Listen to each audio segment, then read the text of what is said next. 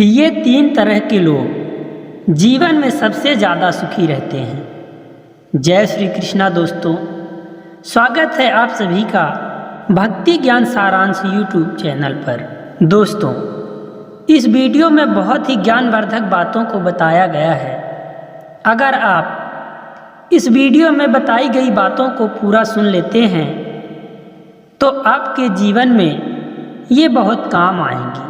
तो आइए दोस्तों, कहानी को शुरू करते हैं। दोस्तों, एक बार की बात है, एक साधु थे जो बड़े ही तपस्वी और बहुत ज्ञानी थे। एक बार वो एक जंगल के रास्ते से कहीं जा रहे थे। चलते चलते उन्हें बहुत ज़ोरों से प्यास लगी।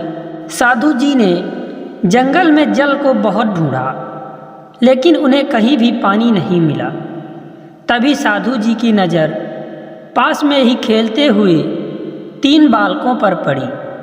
साधु जी उन बालकों के पास गए और बोले, पुत्रों, मुझे बहुत ज़ोरों से प्यास लगी है, क्या आप लोग मुझे थोड़ा सा जल दे सकते हैं? साधु जी की बात सुनकर तीनों बालकों ने कहा, जी साधु महाराज, जी हमारे पास जल है और ये लीजिए, आप अपनी प्यास बुझा लीजिए। साधु जी ने देखा कि पात्र में जल तो बहुत कम है, तो उन्होंने उन बालकों से कहा कि पुत्रों, इस पात्र में तो जल बहुत कम है, अगर मैं पी लूँगा तो आप लोग जल कहाँ पाओगे?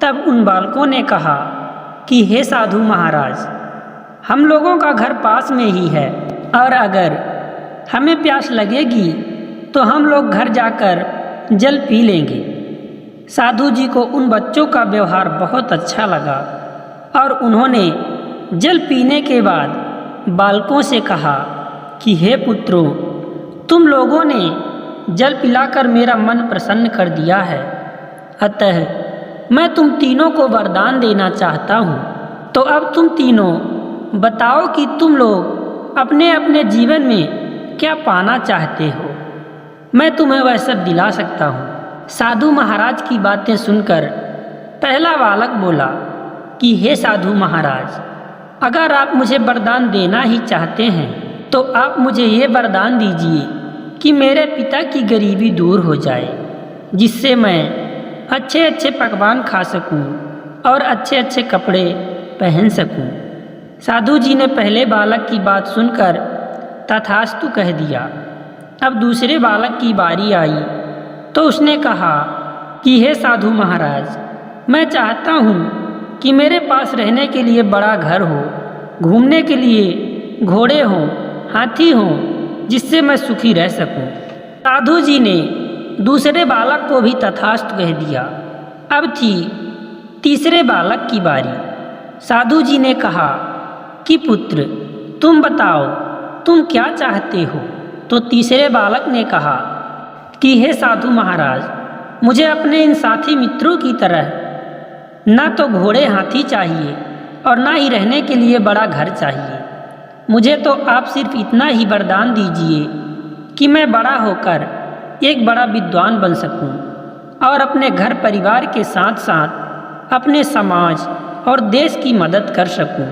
उस तीसरे बालक की बात सुनकर साधु जी को आश्चर्य हुआ कि ये तीनों बालक तो एक ही साथ खेल रहे हैं और लगभग उम्र भी इन तीनों की एक जैसी ही लग रही है। फिर भी इन तीनों के विचार में कितनी भिन्नता है। जहाँ ये दो बालक धन की मांग कर रहे हैं तो वहीं ये ज्ञान की बात कर रहा है।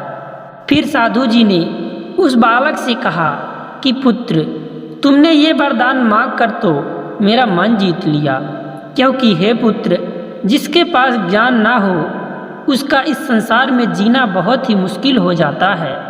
और फिर साधु जी उस तीसरे बालक को भी तथास्तु कह के वहाँ से चले गए।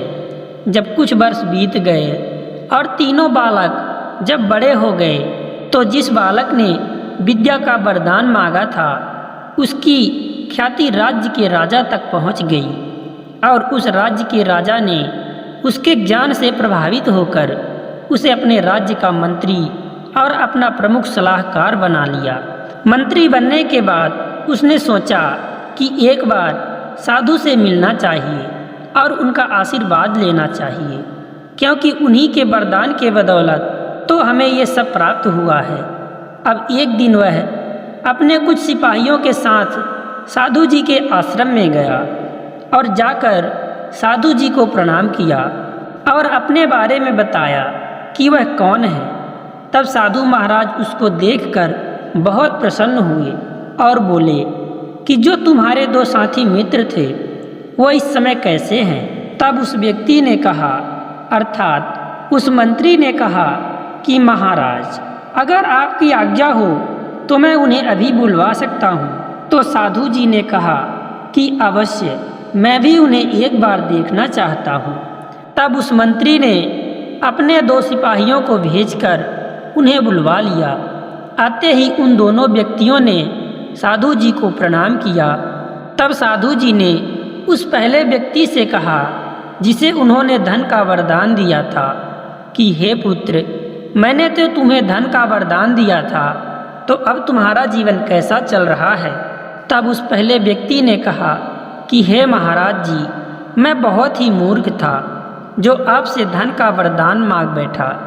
मैं ये भूल गया था कि धन भी तभी तक रहता है जब तक हम मेहनत करते हैं, और जो आपके वरदान से मुझे धन प्राप्त हुआ था मैंने उसी से अभी तक अपना जीवन यापन चलाया, और अब मैं उसी स्थिति में वापस आ गया हूँ जैसे पहले था।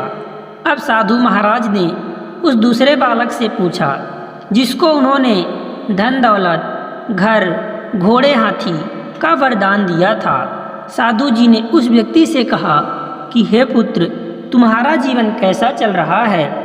तो उस दूसरे बालक अर्थात उस दूसरे व्यक्ति ने कहा कि हे साधु महाराज जी, आपके वरदान के कारण मुझे तो बिना मेहनत के ही सब कुछ प्राप्त हो गया था, इसीलिए मैंने कभी अपने जीवन में कुछ कार्य ही नहीं किया और मैं धीरे धीरे आलसी बन गया, और जो आपके वरदान से मुझे प्राप्त हुआ था मैंने उसे सब बेच दिया, और अब मैं बहुत आलसी बन गया हूँ।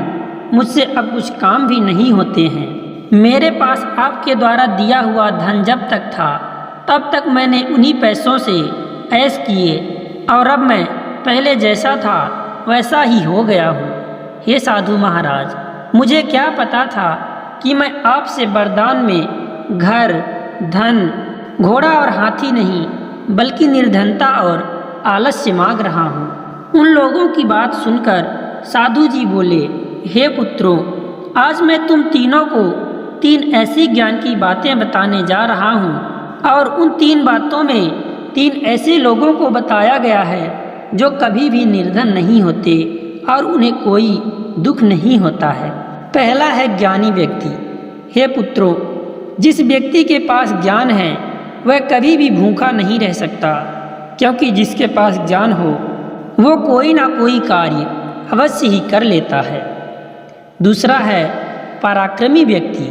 हे पुत्रों, जिसके पास पराक्रम है, बल है, वह कभी किसी से हार नहीं सकता, और जब किसी से हारेगा ही नहीं तो वह फिर भूखा तो रह ही नहीं सकता। तीसरा है बुद्धिमान व्यक्ति। हे पुत्रों, जिसके पास बुद्धि है वह बड़ी से बड़ी समस्या से भी निजात पा सकता है, और बुद्धिमान व्यक्ति के सामने चाहे जैसी भी परिस्थिति क्यों न आ जाए वह कभी हार नहीं मानते। और अगर बुद्धिमान व्यक्ति के पास धन भले ही बहुत कम हो फिर भी वह कम धन को अपनी बुद्धि से उसे बढ़ा सकता है, लेकिन वहीं अगर मूर्ख व्यक्ति के पास भले ही कितना ही धन क्यों ना हो जाए वह उन पैसों को भोग विलास के कार्यों में खर्च कर देते हैं। अर्थात जिस व्यक्ति के पास बुद्धि नहीं होती है उसको अगर संसार का सारा धन भी मिल जाए तो वह कोई भी अच्छा कार्य नहीं कर पाएगा। अर्थात हमारे कहने का मतलब ये है कि अगर बिना बुद्धि के व्यक्ति को धन मिल भी जाता है तो वह फिर भी बहुत जल्द निर्धन बन जाता है, क्योंकि उस धन को सही कार्यों में लगाने के लिए और संचय करने के लिए उसके पास बुद्धि जो नहीं रहती है। दोस्तों, आशा करते हैं ये कहानी अच्छी लगी होगी, तो कृपया वीडियो को लाइक शेयर ज़रूर करिएगा और चैनल पर यदि आप पहली बार आए हैं तो चैनल को सब्सक्राइब ज़रूर कर लीजिएगा और कमेंट में अपना सुझाव हमें अवश्य दीजिएगा। जय श्री कृष्णा दोस्तों, राधे राधे।